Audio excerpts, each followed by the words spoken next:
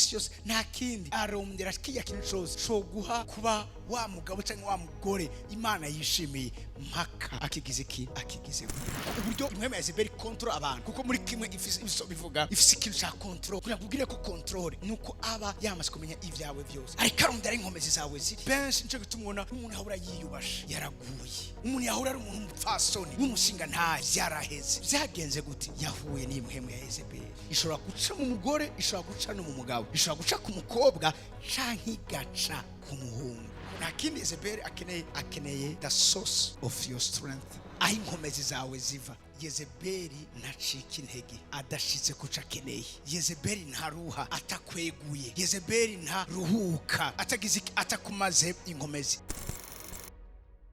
sinzovyibagira yabimbwiye nkiri muto mu vy'Imana ndi no muto mu vy'imyaka ndiko namufasha arambwira ikintu sinanizi gituma kimbwiye arambwira ngo urazi gake ndakubwira ikintu muzobimenya ni wakura ngo nta mugore aciye ubwenge ngo aburica akeneye ku mugabo wiwe urinze akibura aba atazi ingene ico kintu kironka ndavuga none ibi nibiki numvyo nisiko nabitahura neza abacamanza igice ca 16 somerere ku murongo wa 6 nuko Delila abarira Samsoni ati ndakwinginze barira inkomezi zawe nyinshi ziva ndakwinginze barira inkomezi zawe ziva nico shobora kukuboha ugashira amanyama. Wow, abana ba Yezebeli ntumucarukana utamubwiye ico yo kubohesha akakumara amanyama.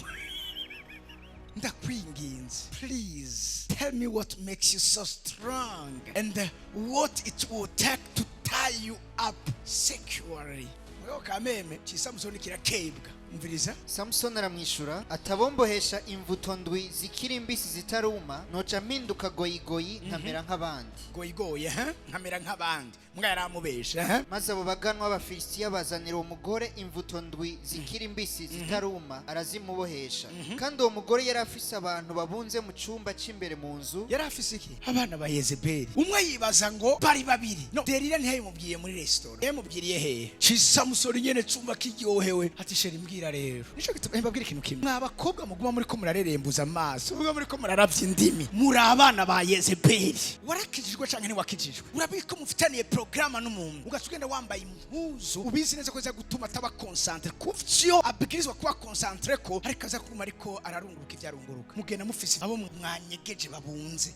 Nuko abana ba Yezebeli bakora. Ubu Yezebeli yarateye imbere. Zobivuga mu bijanye na fashion. Hari amapafa bakubwira yuko iyo parfum uyisize ni parfum iza kuranda faible umugabo cyangwa umuhungu muzamuri ko ntazo muzi nzobabwira amazina yazo sindahagera. Yes, no, biranditseko seduction secret ico kintu bisiguriye wokuvuga ngo aramopa neza. Hari nizo bavuga ngo nizo kwisiga specialement mwijoro ugiye kuryama. Donc mwene majamni za programa z'ubusambanyi ukuniko Yezebeli yatojeje abana biwiwe ntimunapfere kuja kugura ivyo arivyo byose. Uruskoro parfum ushobora kwisiga iryo joro kwakwaye no birazwi nabwiye Yezebeli system principle ni kigatanya cyo mu buryo bw'imwe ubwo munsi nyene ukarugenderwa n'abagabo bijoro kubera iki. That's men uko kumota gukurura abagabo bico n'amavuta ya Yezebeli akoresha mu guseduiza abantu. Urashobora ati aya wayisize nta numwe ashaka kuresista kubera iki parce que harimo imhemu muri uko kumota. Sivuze ngo ntimumota ngo muyisiga ikambiri oya ariko mugabo ukabona igihe cyose ico kintu kiyo kiragukurira ibintu biri abnormal ibintu biri anormal. Umuntu w'imhemu umeneza ivyari byo impuzu banzu yisengere kuce ngo ndota apote ngo imbwa zinyirukako. Imbwa niki imhemu zo gusambanyi zikurukako kubera iki? Urafise ikintu ziriko zirakurikira no tuza kuba ikibambwe n'isi nayo ikaba ikibambwe. That's it. Cyo umuntu byumve abana ba Yezebeli bane ba Delila kutambwana none n'abahungu banje hangwe. Yezebeli afise abana benshi muri kino gihe kubona ibigabo biri mu imhemu ya Yezebeli birashaje mwana bikeneye kwemera ko bishaje. Biguma bisiga super black niko bayita umusatsi imvi barazinyegeza bikisiga amaparfumva bikeneye kugira iki kuvuga ngo cengo narizi ngo umusore kumbe n'umutama afise abuzukuru muga wabonye ari umusore kubera iki iyi mhemu ya Yezebeli. Nimba tuzoguma dukundana mugabo ntakundi nemere Yesu kuzovuga ukuri kose igihe cyose kuzoba kwifise ico gushobora gutabara. Kuvuga ngo sinamenye ingene ngo vyagenze nabwi imhemu ya Yezebeli ikora mu bakobwa no mu bagore gusa no mu bagabirimo no mu bahungirimo. Sizovyibagira umuhungu umwe yigeze kuba afise iyo mhemu urumva yakwitumye yarakuronka kandi yarafise kumwe nategura ikintu cyose aravuga ati bizomara angoye amezi 6 nga nyuma y'amezi 6 nzoba ndamufise arakwereka arabizi ko yamaze kukusambanya ntuzobukiri wa wundi inkomezi zawe azobashaka kukuboha ku buryo uravyumva utazobukigira amanyama umuntu wese akugeza ahantu umva yuko kakantu uravyumva nyene kagakiza kakantu kubwami bw'Imana kakantu umva nyene ko kwihagararako umuntu ushika imbere ukumva karatembagaye menye neza ko uriko uravugana n'umuntu ari mwemwe Yezebeli. Yezebeli hageze arakuneturaliza arazi nakindi akene kumenya ayi inkomezi zawe ziri nivyo canke sivyo. Hari abamaze kumenya yuko ni message kandi pana message z'amasaha yari yose ni message kuva 22h mu rujya mwanya ivyimbi bitanguye gusura kwegerana amugiye kujya mutangura kwiyumvira kubikwerekeye aka message hello timwe cumbura si afise kumwe navuga bivuga ngo ururimi rwiwe rusize ubuki the way she talks uburyo avuga ku buryo urumva hari bamwe ndabizi ko muri ngaha ya masaha araguprograma kuri ya masaha iyo ageze ya message itarazogira uruhagarara ndamwandikire cyane abandi mwaca mwadukana hari imvugo za Yezebeli my forever crush. Do you know what really it means? Abakuze ntavyo muri ko muvyo ariko ndavuga my forever crush muravuga ari ivyo mutazi. Yesu ntarigera aba your forever crush mugabo ubomye your forever crush my secret crush. Tonga abantu bakagenda n'abantu mu mitima yabo barapfuye wewe kumbi mpemu za Yezebeli zirabisha ukarengana ivy'ukuri ugiye kurumdera ibindi raba ikindere yakoze ngo kuko iminwa imigane gatanu ngo iminwa y'umugore w'itigenze itonyanga nk'igucubuke kandi akanwa kiwe kanyerera kurusha amavuta yera ejo bituma ajya amafoto mbwa muri ko murashira iyo minwa hejuru mwe ni muzi ko muri ko mura promoting imwe Yezebeli. Muri Amerika bageze ahantu iminwa yabo bayitera inshinge ngo ibe minini usanga umuntu afite ibinwa muramaswe bibona bageze ku inshinge 16 abandi bagatera inshinge ngo bagire ibisusu ngo biteye neza. Iyo ni mwemu ya Yezebeli umwanya wose uko muraje kuraba aho kigeze sa mwemu abana ba Yezebeli. Uyo mugabo agutwaye kubera igisusu ndakurahiye ntimuzokubaka bivuga ngo bagore umviriza abagore batari posede y'imwemu ya Yezebeli ngugushaza kwanyu kube uko mu mutima musazishishe ukugororoka ibisigaye vyose murabe neza ko betiko birava ku gicaniro ca Yezebeli. Garuka inyuma gatoya yarishize mu cumba cimbere mu nzu cimbere mu nzu nuko arambarira ati ngaho Samson afite baragushikiriye ariko bari bavuye abafiste yari yabanyegeje. Imwemu ya Yezebeli ifite amagenda kashe ifite ivyo yateguye yagamije arazi kumwe nazo guhomvye pesha araba businessman aba business woman bahomvye kuri imwemu ya Yezebeli. Sheri amavuta yaheze yari bwahere mugabo aramotegwa yuko ari agafaranga kakorokeye kuri sheri. Hari filme namye ndaraba ndabona twe nawe twasohotse turi Zanzibar yo umutima ukamengo barawurahuye icyo ukora cyose ni Zanzibar ngo mbe hajya ni gari umuntu wese kwepera ngo oya nzo bamfatiriwe cyane baguteza abantu bakwibundiye mu cumba cimbere mu nzu imisi yose nta kindi arondera kiya kintu cyose cyo guha kuba wa mugabo cyangwa wa mugore Imana yishimiye mpaka akigize guhiwe kuko uburyo imwemu ya Yezebeli control abantu kuko muri kimwe bivuga ifise ikintu cya control kugira kubwire ko control nuko aba yamaze kumenya ivyawe byose niyo ndashaka kubwira tumbiriza ibutabikoze harafise kumwe na gutera ubwoba. Yezebeli yirukangije Eliya ahise gutibura umuriro mwakamubwira ati nkagufata yamutumye kwintuma sinawe nkagufata kurya nyene wagize niko nandi nzokugiye. Muri Bibiliya yanje igihe burayi bambwira ngo intumwa yamutumye ntiyari umuntu yatumye impemu imwe mu mwemu asanzwe akoresha ariko arumdira inkomezi zawe ziri benshi nico gitumubona umuntu yahura yiyubasha yaraguye umuntu yahura ari umuntu umupfasoni w'umushinga nta yaraheze byagenze gute yahuye n'impemu ya Yezebeli. Ishobora guca mu mugore ishobora guca no mu mugabo ishobora guca ku mukobwa canke igaca ku muhungu. Impemu igeze kure mwarambwe ati no apote bindusha inguvu ndabizi imwemu ya Yezebeli irafise inguvu kurusha uko ushaka kuvyibaza kandi uwo mugore arafise abantu babunze mu cumba c'imbere afise ngwabo Samson ariko acagagura izo mvuto ubugwegwe bucika bwumvise umuriro Yesu nuko inkomezi ziwe izamenyekana aho ziva.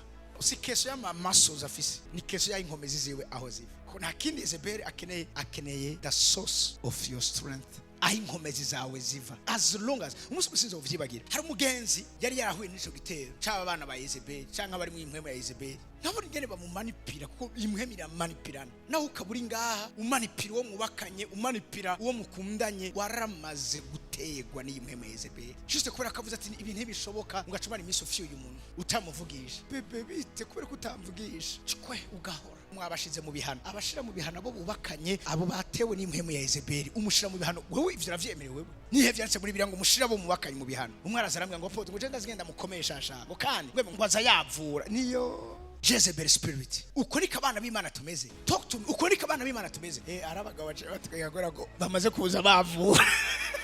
Barabafuza nyene mudasenze. Hakagaruka n'ivyo utamusavye biguha ngo amahoro agaruke. Si amahoro, ni muhemu ya manipulation na seduction ya Yezebeli.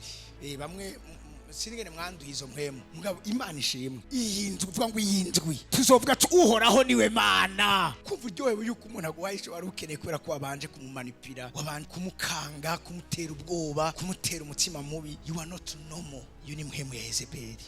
Ingo zigasambuka. Umugabo kamengo yanyoye jondama nta jamba gifise mu rugo kubera iki? Imwemu ya Yezebeli. Ukundi soko vyateza kugenda. Maze Delila abura Samusoni atelegram henze umbari ibinyoma enda sinda kwinginze mbarire ese ndakwinginze se mubwira karavuga ndakwinginze mbari ico shobora kukuboha mugabo gamana wewe basaka kukuboha bariko barabikubwira ona imwe mu Yezebeli irakomeye. Ubwa mbere ati shaka ico kumara amanyama urasoboye kurezisa. Ubwa kabiri ati oyasha ndakwinginze mbari ico shobora kukuboha. Wow, ikizo kikwereka yuko iyi mwemu si mwemu isanzwe. Uwo muntu akubwira ati nje shaka kukuboha mbari ico kuboha ntuzi kandi kakumbwira ibinyoma mugabo kumva nyene ko mwemu Yezebeli mbari ico shobora kukuboha. Fasha dusome aka kantu konyene mukumva nyene karemere uti mbari ico shobora kukuboha reka kumpenda mbari ico shobora kukuboha nawe ugacuja nako ico shobora kumboha ngo kimusubira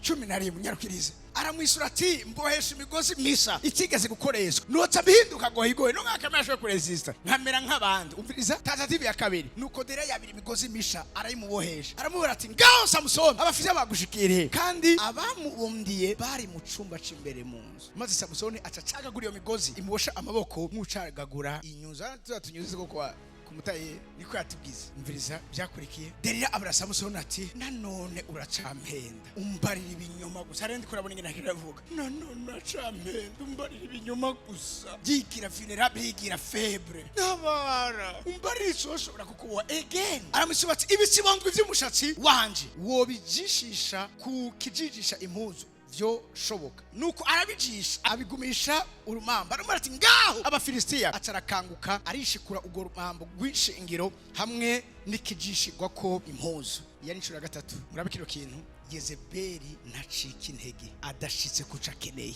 Yezebeli ntaruha atakweguye. Yezebeli ntaruhuka atagize atakumaze inkomezi. Delila aramubwira ati wo kagize ngo urankunde herero aradoze ku yindi level yindi. How can you tell me I love you when you don't share your secret with me? Urambwira ngo urankunda ariko ufise ivyo unkinga. Yezebeli just she's after the secret of your strength. Nico nakindere kararumdera. Umva koze ku rukundo. Arazi uruguru Samusoni ngene numeze. Kandi hose yabikora bari mu cumba. Apana muri restaurant. Urameze aka gatatu kose. Wanga kumbarira inkomezi zawe nyinshi ziva. Maze raba kino kintu akomeje kumuzigiriza imisi ingahe imisi yose. Kamwe Samusoni yari yagerageje kugwana. Mugabe inkomezi ziwe ntizari nyinshi. Ku buryo yo tena gushika kwiherezo. Amukuba kuba ewe Yezebeli. Uhora haguhane. Hagutsinde kuburi bw'urupfu. Comme elle était chaque jour à le tourmenter et à l'importuner par ses instants, son âme s'impatienta à la mort. Wamuhizi Imana hagurutsa ngo atabari hanga ry'Imana raba hageze aramukubakuba abona ko atakimucana wako ntiyamwemerera amufatira ibihano yanga kumuvugisha yanga kurya yigwaza. Imwemu iteye ubwoba. Cyo basaba ko abantu b'imwemu gamushore kudetecta imwemu neza. Munyuma none yagira 17 nta kundika turangize ko inkuru y'umubabaro nuko amumenera impuri gose. Arimo ati nta rufuhe gwigeze kugira ku mutwe wanje kuko nabaye umunaziri w'Imana uhereye nkiva mu nda ya mama. No mobwa inkomezi zanje zoca zimvako ngahinduka goyigoyi nkamera nk'abandi bose. Aha umuhizi yaraguye. Aha umuhizi yaramazwe inkomezi. Aha umuhizi yarapfuye. Kuva uyu munsi Tevanda bahaye kenda urabe ko ataho iyi mwemu yoba iko canke yaranyengetereye mu buzima bw'iwawe. Nabwiye iyi mwemu ntiri muri bamwe iri muri bose. Na jewe yombamo ndiko ndabigisha igihe no kwibera amaso.